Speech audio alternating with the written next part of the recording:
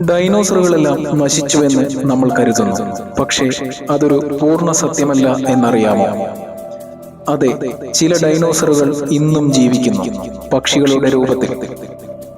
66 million വർഷങ്ങൾക്ക് മുമ്പുണ്ടായ ഒരു മഹാനാശം ഒരുവിധം എല്ലാ ഡൈനോസർ വർഗങ്ങളെയും ഇല്ലാതാക്കി. പറക്കുന്ന റെപ്റ്റൈൽ വിഭാഗത്തിലുള്ള ടീറോസോറസുകളും നശിച്ചു.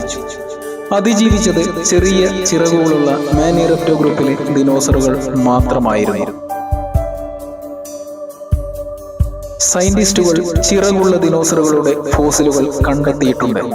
ഇന്നത്തെ പക്ഷികളുമായി അസ്ഥികളുടെ ഘടനയിലും നടക്കുന്ന രീതിയിലും ശ്വാസകോശത്തിന്റെ സംവിധാനത്തിലും എല്ലാം ഒരുപോലെയാണവ. അതായത് ഒരു കോഴിക്ക് ചില ഡൈനോസറുകളെക്കാൾ ടീറക്സിനോട് സാദൃശ്യമുണ്ട്.